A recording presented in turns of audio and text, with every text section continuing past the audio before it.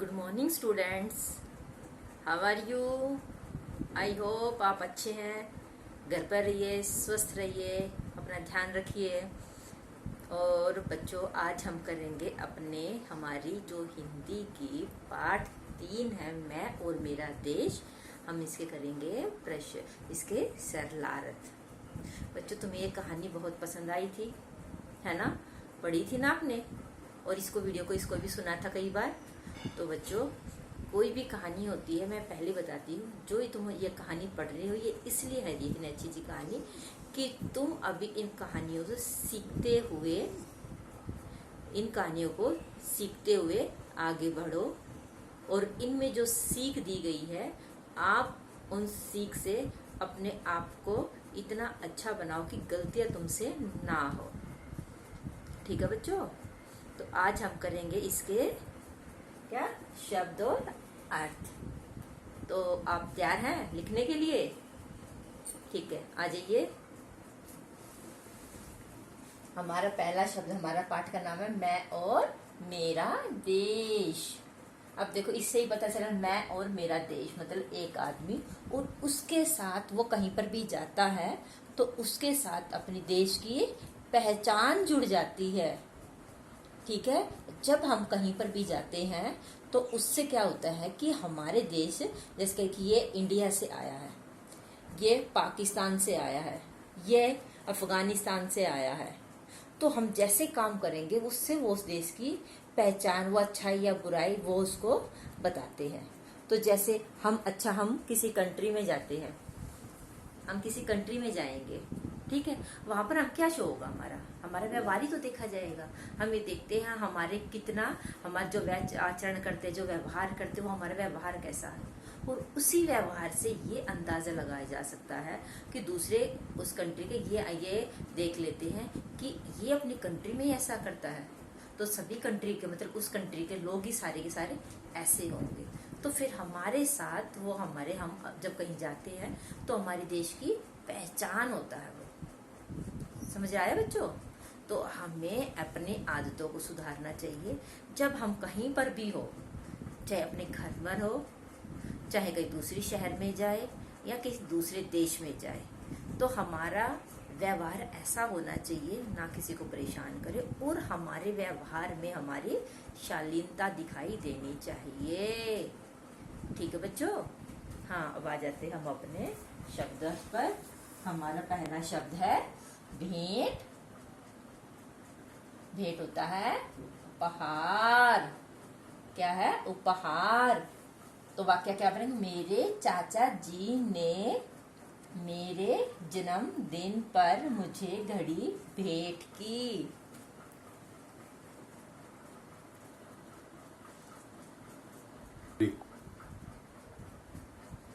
मुझे घड़ी भेंट की। दूसरा हमारा आग्रह। आग्रह रहता है अनुरोध करना। अनुरोध मतलब जबरदस्ती किसी के साथ नहीं, कि तुम जैसे होता है ना, मतलब सिर्फ रिक्वेस्ट कर सकते हैं, ठीक है ना। और रिक्वेस्ट मतलब सिर्फ बोल के, उसमें विनम्रता होनी चाहिए उसके बोलने में। जैसे आग्रह होता है अनुराग, अनुरोध। क्या होता है? अनुरोध। जैसे इसका वाक्य क्या बनाएंगे हम अनुरोध का, कि मेरे दोस्त के आग्रह करने पर मैं उसके घर गया। आग्रह मतलब उसने मेरे से अनुरोध किया कि तुम मेरे साथ चल, तो फिर मैं उसके घर गया, तो उसके क्या बोला? आग्रह। थर्ड हमारा मुग्ध। मुग्ध होता है किसी चीज, अच्छी चीज को देखकर, और क्या होता है उससे हमारे मन पर जो असर पड़े, मन पर कि ये देखो कितना अच्छा है, अपने देश के बारे में कितना अच्छा बोल रहा है, और अपने देश के बारे में इसके अंदर कितनी देशभक्ति की भावना, अपने देश से कितना प्रेम करता है। और इसीलिए ये क्या है, अपने देश के बारे में कोई भी बुराई नहीं सुन सकता। तो जब हम अच्छे काम करें, दूसरों के अच्छे काम देख के, तो हमारे ऊपर प्रभाव पड़ता है ना। तो क्या होता है, उसकी अच्छी बात देख के हमारे जो दिल पर जो असर पड़ता है, मतलब हमें जो मन को अच्छा लगता है, उसको क्या बोलते हैं? मुग्ध। प्रभावित होना या आकर्षित होना। इसका वाक्य क्या बना कि संत जापान में उस लड़के की देशभक्ति से मुग्ध हो गए। दोबारा फिर पढ़ते हैं। संत जापान में उस लड़के की देशभक्ति से मुग्ध हो गए। अब हो जाए दुर्लभ, दुर्लभ, दुर्लभ, दुर्लभ होते जो चीज हमें आसानी से ना मिले, जो यहाँ पर बहुत रेयर होता, मतलब जो चीज हमें आसानी से, जो हमारे आसपास में जल्दी से ना मिले, ठीक है, जो आसानी से प्राप्त ना हो। मतलब इसका वाक्य क्या बना सकते हैं हम कि मैंने आज एक दुर्लभ सिक्का देखा। सिक्का जैसे बहुत पहले जमाने के कोई सिक्के होंगे जो अब नहीं है, ठीक है, सालों साल पुराने, तो उसको क्या बोलेंगे, जो आसानी से ना मिले उसको क्या बोलेंगे, आज मैंने दुर्लभ सिक्का पाया। तो ऐसे क्या मैं वाक्य बनाएंगे, मैंने आज एक दुर्लभ जानवर देखा। हमारा नेक्स्ट है वर्जित। कौन सा है, वर्जित, मना, मतलब बोल देते ना कि यहाँ जाना वर्जित है, ये खाना वर्जित है, बाहर की चीजें खाना वर्जित है, यानी इसका अर्थ होता है मना। तो हम कई पार्क में जाते तो वहां पे लिखा होता है ना, इस बगीचे में फूल तोड़ना वर्जित है। वर्जित होता है जिस चीज को कोई मना करे। तो आप इस चीज का हमेशा ध्यान रखना बच्चों, जब आप कहीं जाते हो तो जब वहां पे लिख रखा ना वर्जित है, वर्जित यानी मना है, तो वहां पर वो काम नहीं करना चाहिए, ठीक है ना। तो इनका अर्थ आपको पता होना चाहिए। जब आपको अर्थ का पता होगा ना, तो फिर कई बार होता है कि आप वर्जित, आपको जैसे लिख दिया यहाँ पर वर्जित है ये, तो क्या होता है फिर आपको जब इसका अर्थ ही नहीं पता होगा तो फिर आप गलती कर बैठोगे। तो आपको इसका अर्थ पता होना चाहिए। तो इस बगीचे में फूल तोड़ना वर्जित है। अब अगर हमारा आगे है लांछित, लांछित, लांछित होता है किसी का अपमानित होना या अपमान करना, ठीक है, अपमानित होना या अपमान करना। तो विदेश में चोरी करके उसने अपने देश को लांछित किया। मतलब देश में, विदेश में जाके और फिर कोई चोरी करके कहेगा ना, हो उस देश के तो बच्चों को कभी अपने देश में बुलाना ही नहीं चाहिए, वहां के तो चोरी करने वाले बच्चे हैं, तो ऐसे ऐसे है।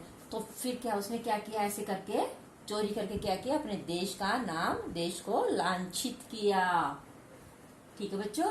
अब अगले श्रेष्ठता, श्रेष्ठता, श्रेष्ठता मतलब सबसे ऊंचा या सबसे अच्छा या सबसे श्रेष्ठ, शब्द बोलते सबसे ऊंचा, जो सबसे अच्छा हो उसको क्या बोलते हैं, श्रेष्ठ या सबसे श्रेष्ठ। तो राम की देशभक्ति से उसकी श्रेष्ठता का पता चलता है। मतलब किसी के अंदर देशभक्त है तो वो कोई भी अपने देश के खिलाफ कोई भी शब्द नहीं सुन सकता है। तो और अगर कई ऐसे होते हैं कि उसके सामने बैठ के अपने पास अपने देश में अपने देश की बुराई करते हैं, तो ये तो ठीक बात नहीं है ना। हाँ, और जो अपने देश के साफ हर चीज का ध्यान भी रखे और देशभक्ति भी रहे और दूसरों को दूसरे देश में जाकर और अपने देश की बुराई ना सुने, बुराई ना करे, वो क्या होता है, वो सबसे ज्यादा श्रेष्ठता है, ठीक है। राम की देशभक्ति से उसकी श्रेष्ठता का पता चलता है, यानी कि जो दूसरे देश में जाके कहीं पर भी कहीं किसी मतलब अपने की बुराई ना करे, वो श्रेष्ठ है। अब अगला हमारा प्रतिष्ठा, प्रतिष्ठा,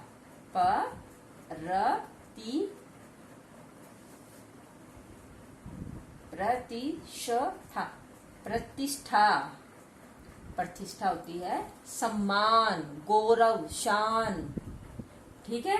हमें विदेश में अपने देश की प्रतिष्ठा को बढ़ाना चाहिए या बनाए रखना चाहिए। हम ये भी लिख सकते हैं, बनाए रखना, ठीक है, बनाए रखना चाहिए, ऐसे भी सेंटेंस लिख सकते हैं, ठीक है बच्चों। हमारा अगला है 9वां है आँच। आँच होता है बच्चों, एक तो मुसीबत होती है, ठीक है, एक तो मुसीबत या परेशानी होती है। एक आंच होती है जब आग जलती है, जो उसकी जो आग जलती है ना, तो उसके ऊपर की जो लाल वाला हिस्सा है जिसकी लो होती है उसको क्या बोलते हैं, आंच। ठीक है बच्चों, तो दो तरह के आंच का होता है, एक तो लो, जब आग जलती है तो उसकी लो कितनी ऊपर तक होती है, ठीक है, एक तो उसको आंच बोलते हैं, दूसरा होता है मुसीबत। तो हम वाक्य मुसीबत या परेशानी, तो वाक्य जब क्या बनेंगे, वह अपने मित्र को आंच नहीं आने देता। मतलब मुसीबत में, मुसीबत है ना, अपने मतलब दोस्त के पास मुसीबत नहीं आने देता, मतलब उसकी हेल्प करता है, उसकी मदद करता है। अब अगला अपशब्द। अपशब्द होता है किसी को गाली देना या फिर किसी को गलत शब्द बोलना, किसी को बुरे शब्द बोलना, उसे क्या बोलते हैं, अपशब्द। ठीक है बच्चों, अपशब्द होता है किसी को गलत शब्द बोलना। तो हमें कभी भी किसी को अपशब्द नहीं बोलने चाहिए। ठीक है, दोबारा फिर पढ़ लेते हैं। हमें कभी भी किसी को अपशब्द नहीं बोलने चाहिए। ठीक है बच्चों, नेक्स्ट है हमारा निमंत्रित। निमंत्रित या एक तो ये होता है कि किसी को इनविटेशन देके यानी निमंत्रण देके बुलाना, या फिर हम इसको बुलावा कि हाँ हमें वहां से ने बुलावा भेजा है। ठीक है, तो हम इसको बुलावा भी लिख सकते हैं या निमंत्रण देके बोलते हैं ना, किसी को चिट्ठी देके कोई रिटर्न में ऐसा कुछ होता है तब उसको, जैसे शादियों का कार्ड आता है ना, तो उसको बोलते हैं इन्विटेशन यानी निमंत्रण कार्ड। या कोई ऐसे मुंह से बोल के कि आज मेरा जन्मदिन है और आपको आना है, तो क्या होता है, बुलावा। तो क्या मेरे मित्र ने मुझे अपने जन्मदिन पर निमंत्रित किया यानी बुलाया। 12वां है विलंब यानी देर। बोलते हैं आपने आने में विलंब कर दी यानी देर कर दी, या आप हमेशा विलंब से पहुंचते हो यानी देर से पहुंचते हो। तो हम वाक्य क्या बनाएंगे, अजय स्कूल में विलंब से पहुंचा। आगे है शिष्ट। शिष्ट होता है सभ्य। क्या होता है, सभ्य यानी किसी के साथ मतलब अच्छे नेचर वाला होगा, जो किसी को गलत शब्द इस्तेमाल ना करे। ठीक है, उसे क्या बोलते हैं, सभ्य। जो सही तरीके से बोले, जिसको बैठने का, उठने का, बोलने का, हर चीज का तरीका हो, उसको क्या बोलेंगे, सभ्य। हमें शिष्ट व्यवहार करना चाहिए। और क्या है, एक बार फिर पढ़ लेते हैं, हमें शिष्ट व्यवहार करना चाहिए। बोलते हैं ना भी शिष्टाचार का पालन करना चाहिए। शिष्ट होता है सभ्य यानी हमें अच्छे सभ्य बनकर उसका व्यवहार करना चाहिए, वैसा व्यवहार करना चाहिए। आगे हमारा आचरण। क्या है, आचरण। आचरण होता है व्यवहार। क्या है, व्यवहार। तो वाक्य क्या बनाएंगे, वह नेक आचरण वाली लड़की है, मतलब अच्छा व्यवहार, ठीक है, वाली लड़की है। बच्चों जो आज शब्दार्थ लिखवाए हैं आप उनको दोबारा पढ़ना और साफ साफ नोटबुक में राइट करना। अपना ध्यान रखना। Thank you and have a nice day.